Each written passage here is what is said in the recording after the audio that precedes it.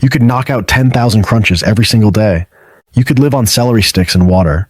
You could run until your shoes are destroyed and your legs give out, and that stubborn belly still wouldn't disappear. That's because you're fighting the wrong enemy. Most people believe belly fat is just excess weight, extra calories, stored fuel, something you can simply burn off if you push harder. That belief is completely wrong. Here's the truth. The soft, pinchable fat you can grab with your fingers, the jiggly layer under your skin, is not the real danger.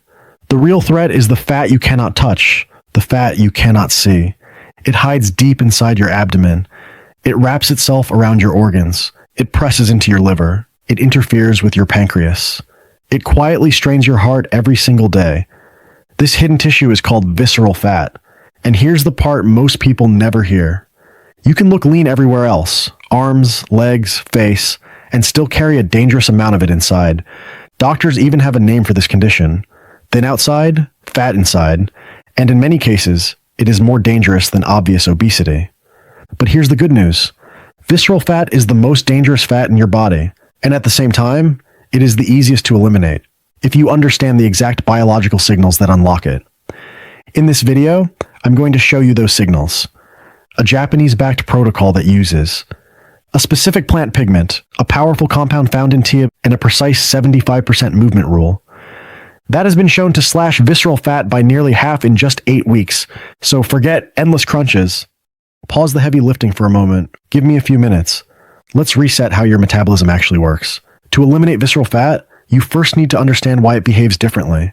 The fat on your arms, hips, or thighs is called subcutaneous fat. It's mostly inactive. It sits there quietly, storing energy like money in a savings account. Visceral fat is different. It is metabolically active. It behaves more like an organ than stored fat. It releases inflammatory chemicals. It disrupts hormones. It pushes your body toward insulin resistance. Think of visceral fat like a parasite. It latches onto vital organs, your liver, stomach, and pancreas, and feeds on chronic inflammation inside your body. So how do you know if you have it? Here's a simple test. Stand up and press on your stomach. If your belly feels soft, loose, and jiggly, that's mostly subcutaneous fat. That's cosmetic fat. But if your stomach pushes outward and feels firm, dense, or hard, almost like internal pressure dash, that's visceral fat. That firmness comes from fat pressing outward from inside your abdomen. It's pressure against your abdominal wall. That's not a mirror problem. That's your liver under stress. So how do we get rid of it? We use a 3-step strategy. Cut off its fuel, block its enzymes, then burn it away.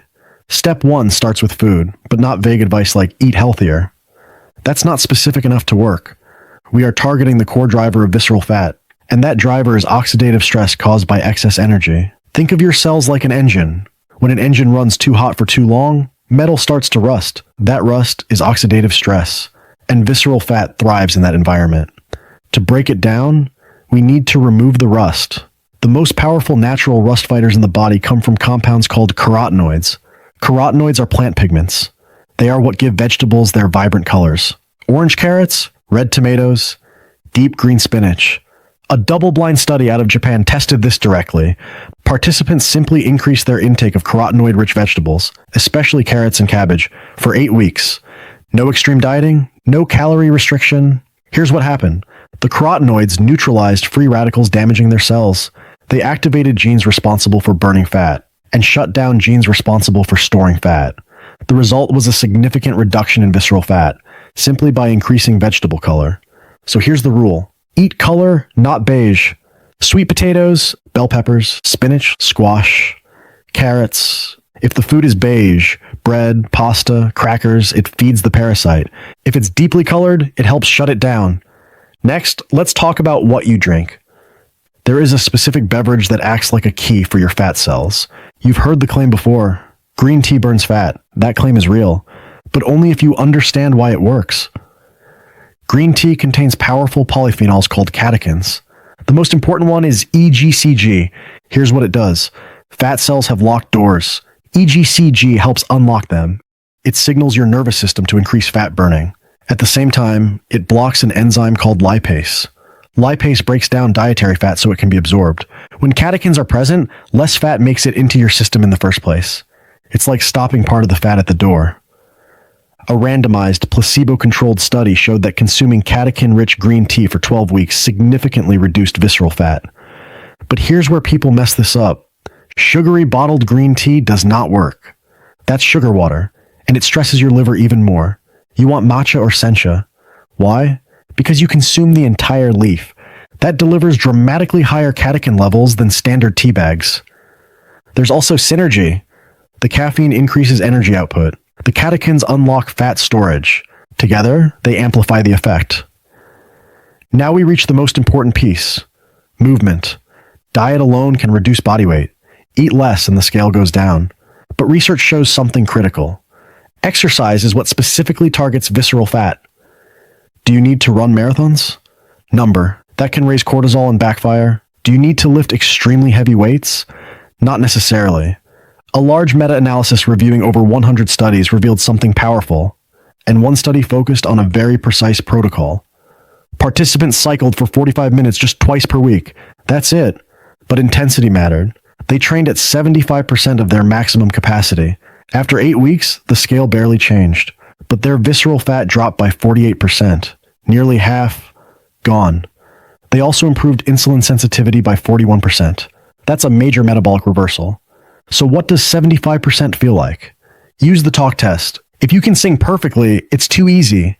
If you can't speak at all, it's too hard. The sweet spot is in between. You can speak in full sentences, but you sound winded, like walking up several flights of stairs. That is the zone where visceral fat responds. Now a warning. This is where most people sabotage themselves. When belly fat won't move, people starve themselves. Extreme calorie cuts, improper fasting, one meal a day done wrong. Here's the problem. Severe calorie restriction slows your metabolism. Your body enters survival mode. Fat loss stalls. Exercise behaves differently. A study published in the British Journal of Sports Medicine showed a dose-dependent effect on visceral fat. The more you move, the more visceral fat you lose. No plateau, no ceiling. A little movement removes a little fat. More movement removes more fat. So the strategy is not starvation. Fuel your body with nutrient-dense foods, carotenoids, and protein. Then use movement to create the deficit. Here's how to apply this starting tomorrow. Step 1. Look at your plate. If it's mostly brown or beige, adjust it. Add one deeply colored vegetable to every meal. Step 2. Replace your second coffee with matcha or sencha. No sugar. Optional lemon for absorption. Step 3. Follow the 75% rule. 3 to 4 cardio sessions per week, 45 minutes each. Cycle. Run, row, climb hills. Use the talk test. If you're not slightly out of breath, you're missing the target.